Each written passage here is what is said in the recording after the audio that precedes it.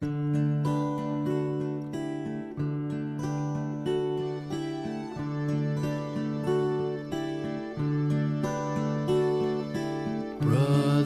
sister, let me serve you. Let me be as Christ to you.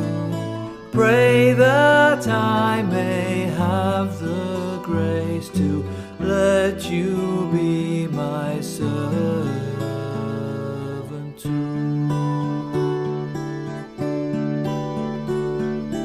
We are pilgrims on a journey, we're companions on the road.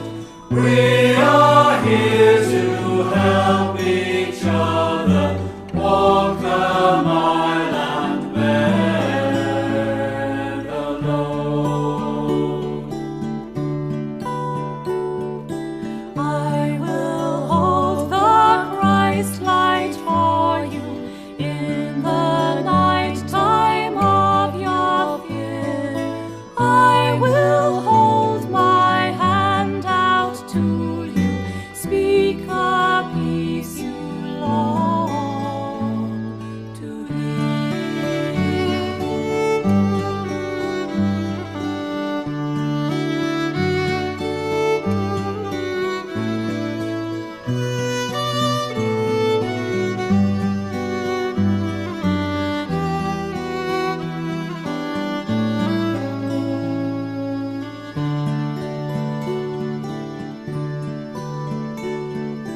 I will weep when you are weeping. When you laugh, I'll laugh with you.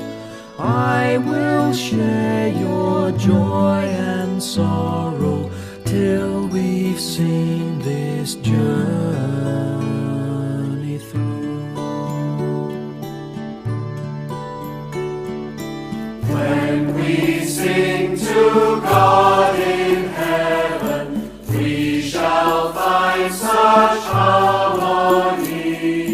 For of all we've known together, of Christ's love and agony.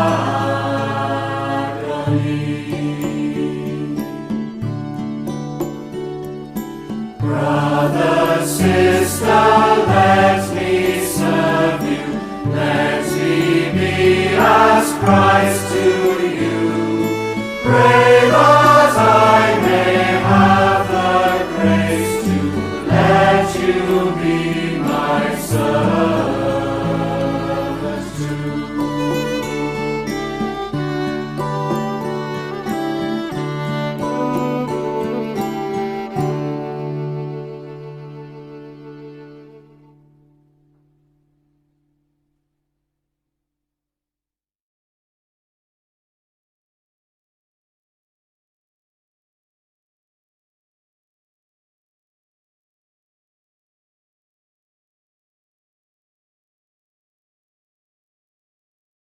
Good morning, everybody. It's me again, Sister Cheryl Ann. And no, I am not here to speak about holiday time. Next week, we will celebrate the Feast of the Holy Cross, and we are going to spend a whole week remembering the Holy Cross founders. Our founders: Mother Bernarda Heimgartner. And she said, "The minds of children are the soil in which we plant the seeds of the future, and to teach is to be the sower." Father Theodosius Florentini, he said, "The need of the time is the will of God, and I need sisters who understand the cross." He also told the sisters that your convent is the world. And so where do we find the Holy Cross sisters? Here we are at De La Salle Holy Cross College. And the Holy Cross sisters I found in Europe, in Switzerland, Germany, Italy, Ireland, and England, in South America, in Chile, Argentina, and on our own continent of Africa, we are found in South Africa, Namibia, Zambia, Zimbabwe, and Lesotho. And then we also found on the continent of Asia, South Asia, in India and Sri Lanka. And the sisters also worked for a while in Pakistan. So back to where we are. But I'm here to speak about Founders Week in relation to Holy Cross. As we all know, next week, on Tuesday the 14th of September, we are going to be celebrating the Feast of the Triumph of the Cross, the feast day of the Holy Cross Sisters. However, it is not only the feast day of the Holy Cross Sisters, but it is everyone's feast day. We all know that Jesus died on the cross, and in Jesus' day, the cross was an instrument of death for the Roman Empire, which was reserved for criminals. Yet, next Tuesday, we are celebrating the Feast of the Triumph of the Cross. Don't you find it weird that we are celebrating an instrument of humiliation and shame? If we look at our world today, and even our college, we don't normally celebrate defeats. We usually celebrate times of victory and of great performance. But on the other hand, we are also inspired by stories of people who have defeated the odds and come out victorious in life. We all recognize that great victories often result from seemingly very tough situations. And when people overcome these situations, they experience victories. So what exactly do we celebrate every time we gather for the Feast of the Triumph of the Cross?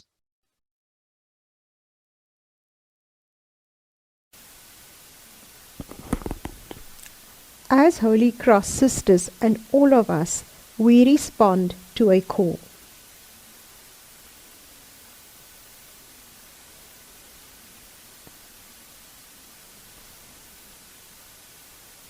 A call to live the Paschal mystery.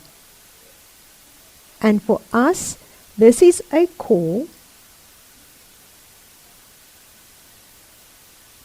to bring life amid limitations and death, to respect, protect, and promote life. And finally, a call to be a transforming presence.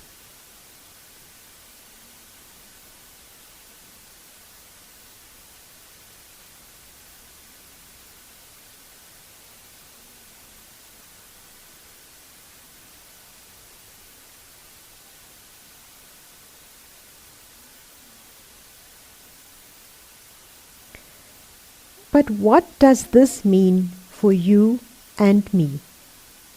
Let me try to explain. Well, let me first put it this way, and I'm sure you can all identify with this, and I know that I'm going to be putting it in very simple terms. How many of you listening and watching right now have heard one of these phrases? There is light at the end of the tunnel. Or, when our coaches in sport tell us, no pain, no gain. Or, every cloud has a silver lining. And remember the song sang by Annie? The sun will come out tomorrow. And then we must also remember that if you want a rainbow, you have to put up with the rain. And we all know that night doesn't go on forever. There is a morning that follows the darkness. When we look at nature, and especially now in our neighborhoods, we see examples of the cycle of life, death, and resurrection. We go through the seasons of winter. In spring, the blossoms come out. We go into summer, autumn, and we know that the cycle continues. And we see this in the trees in our area. We see that cycle of life, death, and resurrection. And that is what we as Holy Cross sisters celebrate. So when you look at your life within the college, if you look at the past year, all of us were living the charism of the Holy Cross sisters.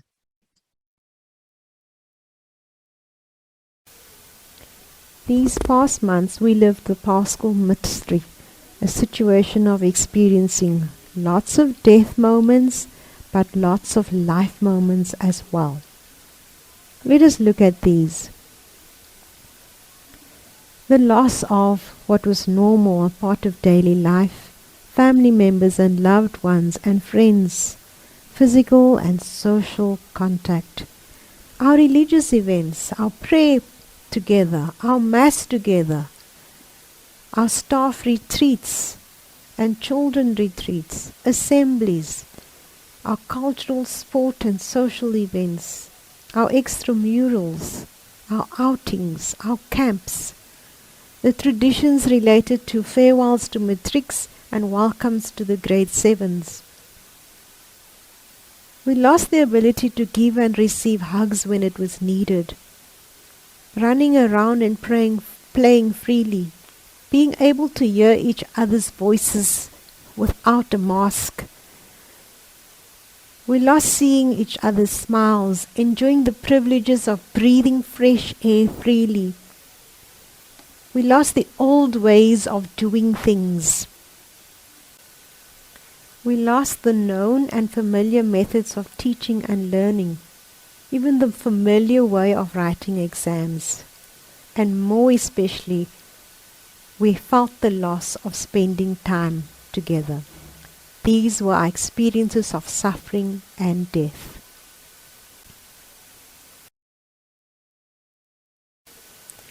There were also those who helped us through these experiences, and these were the Simons of Cyrenes in our life.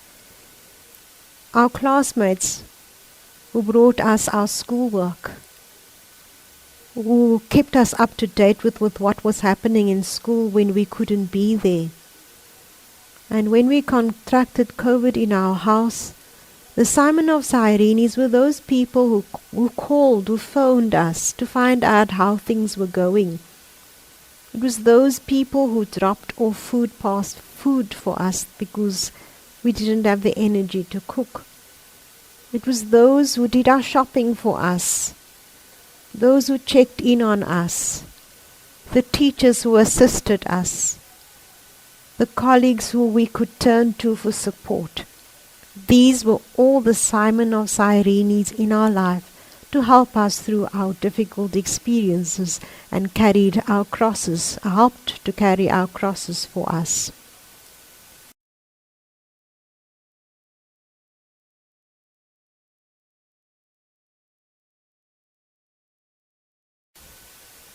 We continued to promote life in the midst of limitations. None of us was prepared for COVID, and yet we continued to promote life. Our teachers continued to give us the best education they could. Our parents continued to support us in spite of the limitations, and the limitations we lived through, especially the hard lockdowns, the limitation of being online and not physically at school, the limitation of having to write exams online. We continued to live our lives through it all.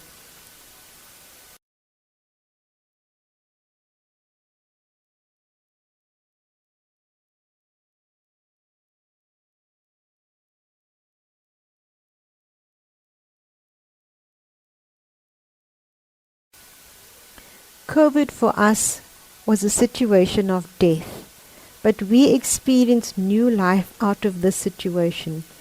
Just think, 2 years ago, the way we are being taught now, we would never have thought about it. We learned so many new things. We learned to get to know our talents. We were able to discover that we could overcome the situation. This was the new life that we experienced. The new life of learning new methods of teaching and learning. And we became very creative and very innovative.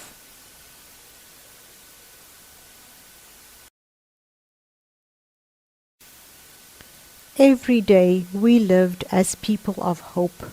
We continue to live as people of hope. One simple act of setting your alarm clock every night before you sleep is a sign of hope. I am going to be alive to wake up in the morning. Even the fact that we are studying, we are setting aside to study for an exam, to complete our schooling for a future career, we are living as people of hope.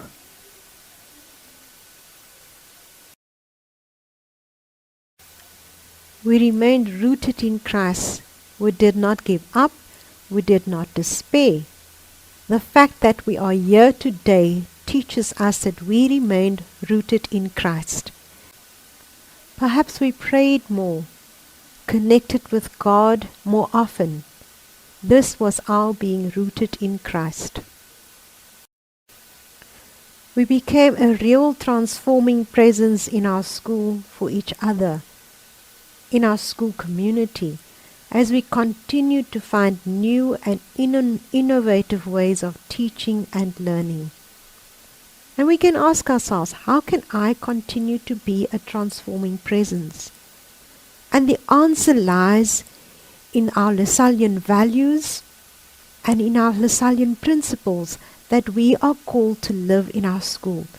The kindness that we show towards each other, the welcoming atmosphere we have, the being inclusive of everybody, the reaching out to everybody.